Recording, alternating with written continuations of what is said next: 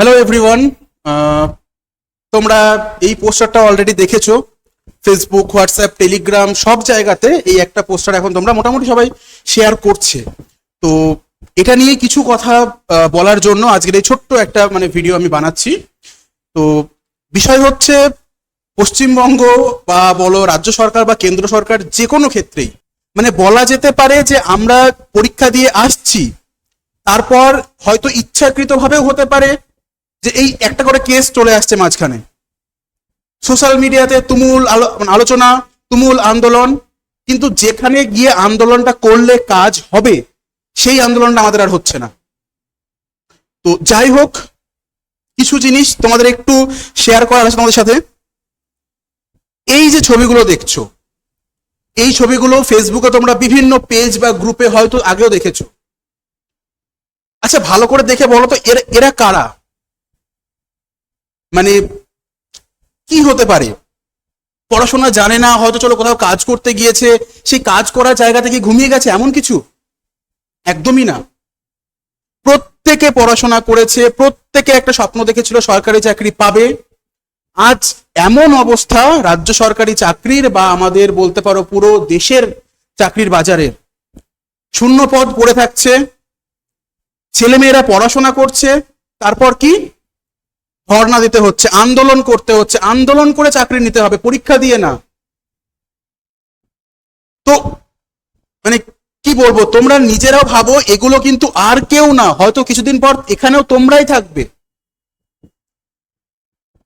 আমরাও হয়তো কোনো জায়গায় পাশ করলাম, বা হয়তো পাশ করার মতো নাম্বার পেয়েছি, বা হয়তো পাশ করেও গিয়েছি, তারপর অন্য কোনো একটা স্ক্যামের জন্য বলা হলো পুরো প্যানেল বাতিল, আবার আমরা আবার গিয়ে সেখানে আন্দোলন করছি যে না না আমাদের কেন বাতিল করা হলো। আর একটা ছোট্ট জিনিস, দেখো, যারা ওই আন্দোলনে তোমরা আসছো আগামী 28শে এপ্রিল, তারা তো আসছোই। আর কিছু কিছু দেখবে, কিছু নেগেটিভিটি ছড়ানো কিছু পাবলিক তোমরা ফেসবুক, হোয়াটসঅ্যাপ, টেলিগ্রাম সব জায়গায় দেখতে পাবে। তো তাদের জন্য একটা ছোট্ট একটা জিনিস দেখাই, হয়তো হাসি পাবে, কিন্তু আমি এটা লোক হাসানোর জন্য একদমই দিচ্ছি না। একটা ছোট্ট মিম, কিন্তু আমার কোথাও না কোথাও মনে হলো হয়তো এটা খুবই খুবই রিলেটেবল। কি কান্নাকাটি করছে, কান্নাকাটি করছে, সেই মুহূর্তে কেউ একটা মিম পাঠাচ্ছে, একটা ফানি মিম পাঠাচ্ছে, আমরা হাসতে লাগছি। আজকের দিনেও কি এটাই হচ্ছে না? এই যে কম দামি ডেটা আর মাসে মাসে কিছু টাকা ব্যাংক অ্যাকাউন্টে, আমরা সব ভুলে ঘরে বসে আছি, ভোটের পর ভোট আসছে, আমাদের কিছু হচ্ছে না। যারা অ্যাসপিরেন্ট, যারা নিজের চাইছে যে যোগ্যতা, নিজের পড়াশোনা করে আমি নিজের যোগ্যতায় চাকরি পাবো, তারা দিন শেষে হয়তো কষ্ট পাচ্ছে। একটা মিম আসছে, আবার নতুন করে সে হাসতে শুরু করে দিচ্ছে, আমরা ভুলে যাচ্ছি যে অ্যাকচুয়ালি কি সাফার করছিলাম আমরা। আর এইরকম কিছু পাবলিক পাবেও তোমরা, কিছু কিছু পাবলিক এমন পাবেও যারা হয়তো বলবে যে কি হবে ওখানে গিয়ে, তারা ওই বাতেলাবাজি ফেসবুকেই দেবে। প্রতিবার প্রতিবার আন্দোলনের সময় একটা কথাই শোনা যায় যে আমি তো যাইনি আন্দোলন করতে। কেন না? ওখানের তো কি বলবো, বাংলার টিচাররা যায় না, বাংলা স্টুডেন্টরাও যায় না, ওরা তুই নিজেও একটা স্টুডেন্ট। তো যাই হোক, এই রকম কথা যারা বলছে তাদের আপাতত এই কদিনের জন্য ব্লক করো, কারণ আলটিমেটলি নিজেরাও বুঝতে পারছো না। দেখো, যারা যাবে তারা যাবে, যারা এই মাঝামাঝি ঝুলে আছো না, যে যাবো কি আন্দোলন করতে নাকি যাবো না, তাদের জন্য বলছি। তোমাদের আশেপাশেও প্রচুর এরকম লোক পাবে যারা তোমাদের এই নেগেটিভ করার চেষ্টা করবে, যে না না না গিয়ে কি হবে, কেউ যায় না, কি না হয়। আমরা প্রত্যেকে আসছি, এবং তোমরাও ডিসিশন নিয়ে নাও যে তোমরা কি করবে। চাকরি পেয়ে যাওয়ার পর কোনো এক সময় এইভাবে গিয়ে ধর্ণা দেবে, এইভাবে গিয়ে রাত কাটাবে, যেখানে খবরের কাগজে শুধু হয়তো 2 বছর 3 বছর পর একবার খবর আসছে, 1000 দিন হয়ে গেল এসএসসির যে ক্যান্ডিডেট যারা ছিল তারা ওখানে বসে আছে, টানা টানা 3 বছর সেখানে আন্দোলন করছে। ভাবতে পারছো আর কতদিন এইভাবে চলতে পারে? একটা ছেলে বা একটা মেয়ে স্বপ্ন দেখছে, গরিব ঘরের একটা ছেলে, যে না পড়াশোনাটা করব, বড় হব, নিজের যোগ্যতায় চাকরি পাবো, পরিবারের অবস্থা আমি ঠিক করব। সে কি করছে এখন?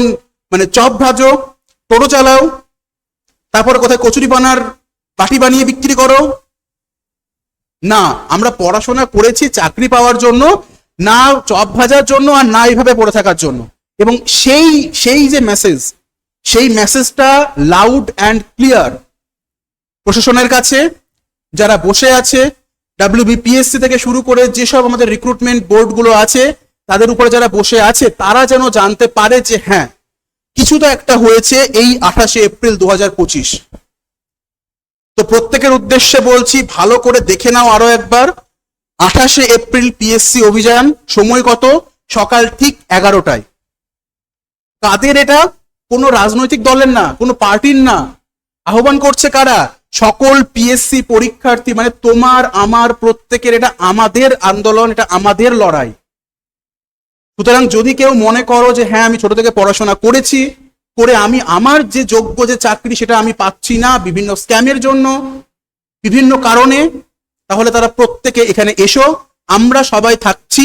তোমরাও কিন্তু প্রত্যেকে ওই দিন 28শে এপ্রিল সকাল 11টার সময় চলে এসো।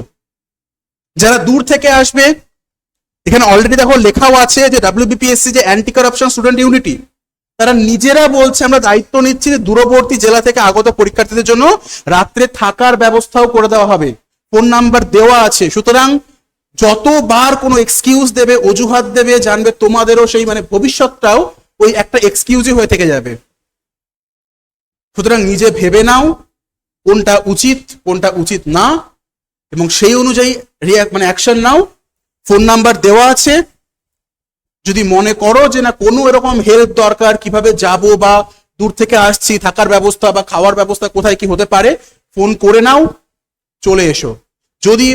যদি বাই চান্স মনে করো, চলো ফোন নাম্বার দিয়ে দিচ্ছি আরো একটা,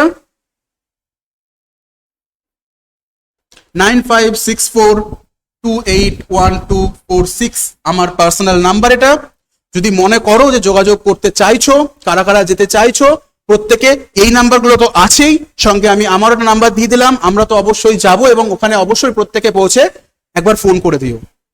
এবং এই যে একটা হুঙ্কার, সেটা যারা এই স্ক্যাম গুলো করছে বা যারা ঠিক করে রিক্রুটমেন্ট গুলো কমপ্লিট করাচ্ছে না, তাদের এগেনস্টে যেন তাদের এই আওয়াজগুলো কানে পৌঁছয়। তো আজকে জাস্ট এটুকুই বলবো, এটুকু বলে ছোট্ট ভিডিওটা শেষ করছি। দেখা হচ্ছে 28শে এপ্রিল সকাল 11টার সময়। চলো, গুড নাইট সবাইকে।